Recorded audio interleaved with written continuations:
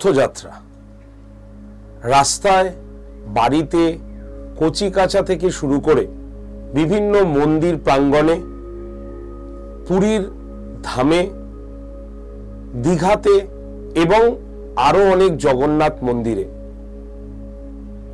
একাধিক মানুষের সমাগম, জগন্নাথ দেবের রথযাত্রা এবং তাকে ঘিরে মানুষের প্রচন্ড আনন্দ, প্রবল ভক্তি আজকের এই দিনটাকে মাহাত্ম্য করে রেখেছে। কিন্তু আজকের এই রথযাত্রা কেনই বা জগন্নাথ দেবের এরকম মূর্তি পূজিত হয় এবং কোথা থেকে জগন্নাথ দেবের উদ্ভব হয়েছে তার ইতিহাসটা যদি আজকে আমরা জেনে নিই, তাহলে এই দিনের মাহাত্ম্যকে আমরা আরো বেশি উপলব্ধি করতে পারব। তাই আজকে জগন্নাথ দেবের একটি ইতিহাস নিয়ে আজকের এই সেশনে উপস্থিত হওয়া। ওয়েলকাম টু আড্ডা 24/7 বাংলা অফিসিয়াল ইউটিউব চ্যানেলে আমি সুমিত স্যার। তো শুরু করা যাক জগন্নাথ দেবের অর্থাৎ রথযাত্রার মাহাত্ম্য নিয়ে।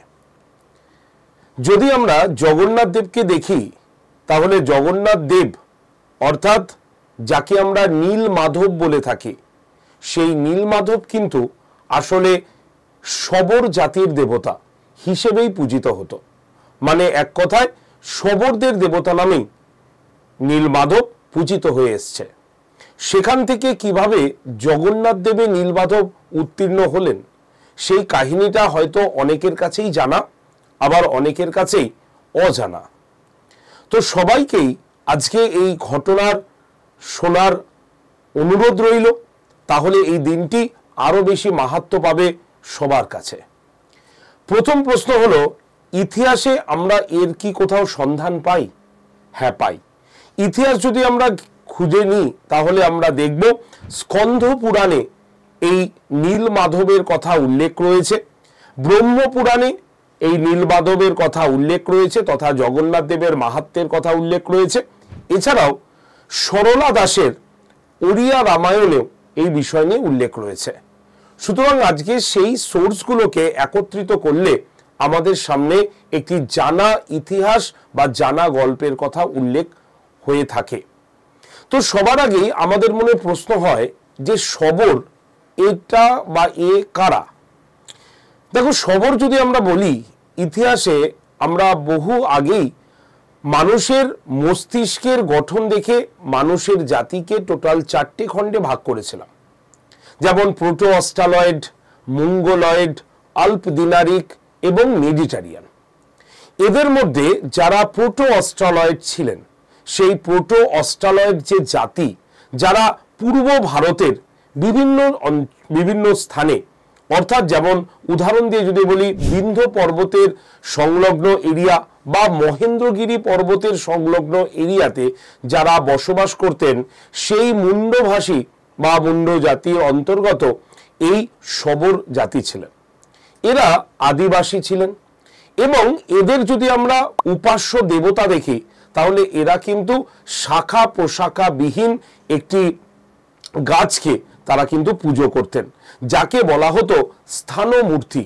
সেখান থেকেই আমরা দেখব কিছুক্ষণ বাদেই যে জগন্নাথ দেবের কিভাবে আবির্ভাব ঘটছে। তো সবার আগে আমরা যে বিষয়টি তোমাদের সামনে উল্লেখ করব, সেটি হচ্ছে স্কন্ধ পুরাণ। স্কন্ধ পুরাণকে যদি আমরা দেখি, তাহলে স্কন্ধ পুরাণ রচিত হয়েছিল মোটামুটি আজ থেকে 1200 থেকে 1500 বছর আগে বলা যেতে পারে। এবং এই স্কন্ধ পুরাণে লেখা রয়েছে, মানে উৎকল খণ্ডের অংশে লেখা রয়েছে যে অবন্তী, আমরা ইতিহাসে ষোড়শ মহাজনপদের মধ্যে অবন্তীর নামটা অবশ্যই শুনেছি, যেটা বর্তমানকালে মধ্যপ্রদেশে রয়েছে, এবং যে অবন্তী একসময় লোহার জন্য বিখ্যাত ছিল, মানে লোহার খাদের জন্য বিখ্যাত ছিল। সেই অবন্তীর একজন রাজা ছিলেন যার নাম ছিল ইন্দ্রদুম্ন। সেই ইন্দ্রদুম্নের পৌরাণিক কাহিনী আজকে আমরা উল্লেখ করছি। সেই পৌরাণিক কাহিনীতে দেখা যায় যে ইন্দ্রদুম্নের যিনি প্রধান পুরোহিত ছিলেন, তার ভাই বিদ্যাপতিকে তিনি পাঠিয়েছিলেন উৎকল দেশে, অর্থাৎ যাকে আগে অন্ধ্র দেশ বলা হতো। অন্ধ্র দেশ মানে হচ্ছে উড়িষ্যাকে চিহ্নিত করা হতো। এই যে উড়িষ্যা বা অন্ধ্র দেশে বিদ্যাপতিকে এই কারণেই পাঠানো হয়েছিল, কারণ ইন্দ্রদুম্নের কাছে খবর ছিল বা ইনি জানতেন যে উড়িষ্যাতে নীলমাধবের পুজো হয়। তাই কোথায় নীলমাধবের পুজো হয় এবং নীলমাধব আসলে কি বা কোন দেবতা, সেই বিষয়ে তার উৎকণ্ঠা দূর করার জন্য বিদ্যাপতিকে অন্ধ্র দেশে পাঠিয়েছিলেন ইন্দ্রদুম্ন। সেখানে বিদ্যাপতি যান এবং বিদ্যাপতি সেখানে গিয়ে নীল শৈল নামে একটি পাহাড়ের সংলগ্ন জায়গায় তিনি উপস্থিত হন, যেখানে শবরদের বাসস্থান ছিল। আর এই শবরদের যিনি রাজা ছিলেন তার নাম ছিল বিশ্ব বসু। সেই বিশ্ব বসুর সঙ্গে বিদ্যাপতির সাক্ষাৎ হয়। ধীরে ধীরে বিদ্যাপতি এবং বিশ্ব বসুর মধ্যে একটা ভালো সম্পর্ক তৈরি হয়, বিশ্বাস ভাজনের জায়গা তৈরি হয় এবং অবশেষে আমরা জানতে পারি যে বিশ্ব বসুর যিনি মেয়ে ছিলেন, মানে তার নাম ছিল হচ্ছে লীলাবতী, সেই লীলাবতী ভুল বললাম, ললিতা, সেই ললিতাকে তিনি কিন্তু বিবাহ করেন। তো এই ললিতার সঙ্গে বিদ্যাপতির যে বিবাহ হলো, ফলে বিশ্ব বসুর সঙ্গে একটি ভালো সম্পর্ক এবং বিশ্বাসভাজনের জায়গা হলো। আর সেই সুযোগ নিয়েই বিদ্যাপতি কিন্তু একদিন নীলমাধবের দর্শন করার জন্য বিশ্ব বসুর সঙ্গে সেই জায়গায় পৌঁছালেন এবং তিনি দেখলেন নীলমাধবের রূপটি। সমস্ত কিছু জানার পর বিদ্যাপতি যখন তিনি তার রাজা মানে ইন্দ্রদুম্নের কাছে এই খবরটিকে দিলেন যে নীলমাধব এই জায়গায় প্রতিষ্ঠিত, নীলমাধব এরকম, এই শোনার পর ইন্দ্রদুম্নের মনে প্রবল ইচ্ছা জাগরিত হলো নীলমাধবের দর্শনের জন্য। তাই তিনি কি করলেন, ইন্দ্রদুম্ন নারদকে নিয়ে তিনি উড়িষ্যায় এসে উপস্থিত হলেন। আর যেই উড়িষ্যায় উপস্থিত হলেন তখনই তিনি সংবাদ পান যে নীলমাধব কিন্তু সেই জায়গায় আর বর্তমান নেই, অর্থাৎ নীলমাধব যে জায়গায় পূজিত হতেন সেই জায়গা থেকে নীলমাধব উধাও হয়ে গেছেন। আর এটা শোনার পর তিনি ভগ্ন মনে অবশ্যই তিনি ভেঙে পড়েন এবং নারদদেব বা নারদ তাকে ইন্দ্রদুম্নকে বলেন যে তিনি কিন্তু পরবর্তীকালে মানে তিনি আবার কিন্তু দ্বারমূর্তি রূপে তিনি আবির্ভূত হবেন, তাই চিন্তা করার দরকার নেই, তিনি দর্শন দেবেন। এইভাবে কিছুদিন কেটে যায়। কিছুদিন কেটে যাবার পর শোনা যায় সমুদ্র থেকে 3টে কাঠ ভেসে এসেছে। আর এই 3টে কাঠ ভেসে আসার পর মহৎ সাহেবের দ্বারা সেই কাঠগুলোকে উদ্ধার করা হয় এবং ইন্দ্রদুম্ন স্বপ্নাদেশ পান, যে নীলমাধবের স্বপ্নাদেশ পান যে ওই কাঠ দিয়ে তার মূর্তি গড়া হবে। কিন্তু সবকিছু তো ঠিক আছে, কিন্তু দেখা গেল যে এই কাঠ দিয়ে কে মূর্তি তৈরি করবে, তিনি ইন্দ্রদুম্ন কাউকেই খুঁজে পেলেন না। হঠাৎই তার কাছে একজন বৃদ্ধ স্থাপত্যবিদ তার কাছে এসে ওই কাঠ দিয়ে মূর্তি তৈরি করার কথা বললেন। ইন্দ্রদুম্ন রাজি হয়ে গেলেন। তবে ওই শিল্পীর মানে যিনি ওই কাঠ দিয়ে মূর্তি তৈরি করতে এসেছেন তার একটি শর্ত ছিল। শর্তটি হলো 21 দিন কেউ যাতে তাকে কোনো রকম অসুবিধা না করে, 21 দিন সময় তার লাগবে এবং 21 দিনে কেউ সেই ঘরে প্রবেশ করতে পারবে না। এই শর্ত যদি মানা হয় তাহলেই তিনি কিন্তু এই কাঠ দিয়ে মূর্তি নির্মাণ করবেন। সবাই মেনে নিল এবং মেনে নেবার পর শুরু হলো কিন্তু সেই কাঠ দিয়ে মূর্তি তৈরি করার কাজ। তো রাজা রানী প্রত্যেক দিন উৎকণ্ঠা মনে তারা ঘরের আশেপাশে ঘোরাফেরা করতেন, বিভিন্ন আওয়াজও শুনতেন যে কাঠ দিয়ে মূর্তি তৈরি হচ্ছে। কিন্তু একটা দিন পর মানে কিছুদিন পর দেখা গেল বা শোনা গেল যে ওই দরজার ভেতর থেকে কোনো আওয়াজ বাইরে আর আসছে না, মানে ওই কাঠের ঠুকঠাক আওয়াজ কিছু আসছে না। এতে রানী বিশেষ করে উৎকণ্ঠিত হয়ে উঠল যে কেন আওয়াজ আসছে না, কয়েকদিন হয়ে গেল কেন আওয়াজ হচ্ছে না। তাই রানী তার উৎকণ্ঠা মনে তা কি করলেন, কুণ্ডিচা, রানীর নাম ছিল কুণ্ডিচা, তিনি কি করলেন দরজা খুলে দেখতে গেলেন যে কেন আওয়াজ আসছে না।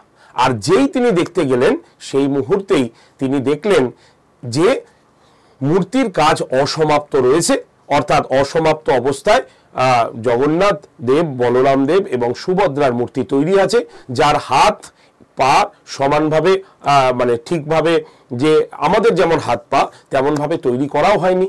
আর সঙ্গে সঙ্গে যিনি এই মূর্তিটি তৈরি কাজ করছিলেন তিনিও উধাও হয়ে গেলেন।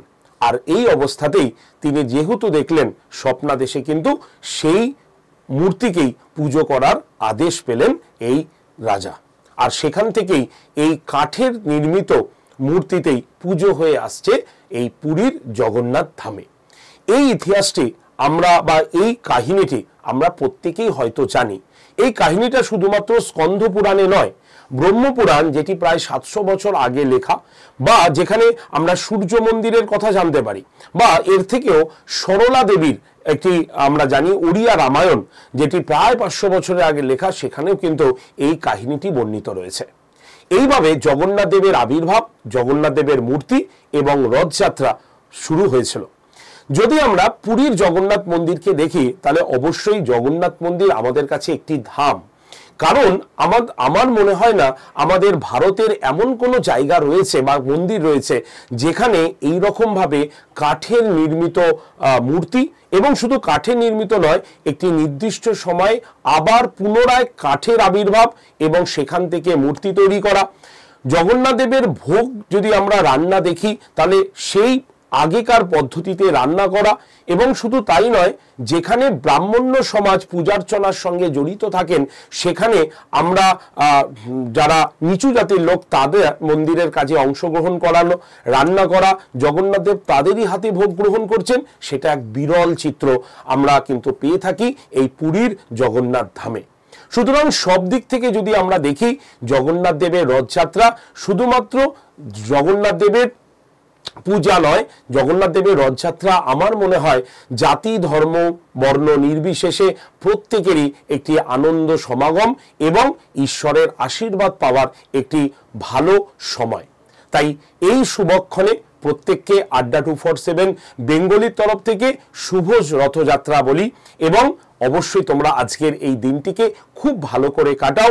জগন্নাথ দেবের আশীর্বাদ তোমাদের জীবনে আসুক, এবং তোমাদের কষ্টের যে কষ্টটা তোমরা করছো আগামী সময়ে তোমার ভবিষ্যৎ গড়ার জন্য, সেই স্বপ্ন, সেই কষ্ট যাতে বাস্তবায়িত পূরণ হোক, এটাই কামনা করব ঈশ্বর জগন্নাথ দেবের শ্রীচরণে। তো এই ছিল আজকের রথযাত্রার কাহিনী। আশা করি তোমরা প্রত্যেকেই এই কাহিনীর সঙ্গে পরিচিত। প্রত্যেকেই এই কাহিনীটাকে একটু শেয়ার করে দিও, কারণ আমাদের উচিত যে এই পৌরাণিক কাহিনীগুলো আমাদের কাছে, আমাদের প্রজন্মের কাছে, পরবর্তী প্রজন্মের কাছেও যাতে সেই রকম ভাবেই ছড়িয়ে পড়ে, না হলে এই কাহিনীগুলো একটা সময় হারাতে চলবে। তাই আজকের এই দিনে এই কাহিনীটা দিয়েই আজকের কাজটিকে সমাপ্ত করতে চলেছি। ধন্যবাদ প্রত্যেককে। হ্যাপি রথযাত্রা। রথযাত্রা সকলের ভালো কাটুক। জগন্নাথ দেব সকলকে সমানভাবে আশীর্বাদ করুক, যাতে তোমাদের কষ্টের ফল তোমরা খুব তাড়াতাড়ি পেয়ে যাও। ধন্যবাদ।